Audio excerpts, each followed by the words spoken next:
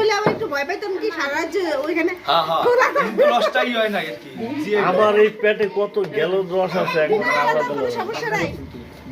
আমি দেখাই দিই কেমন এটা রান্না করতে না থেকে না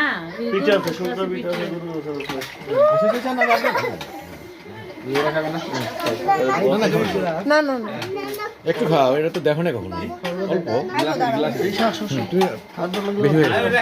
কেমন খেয়ে এই অনেক মিষ্টি হাইজি রস না অনেক এই তো আরে তোমার মতো মিষ্টি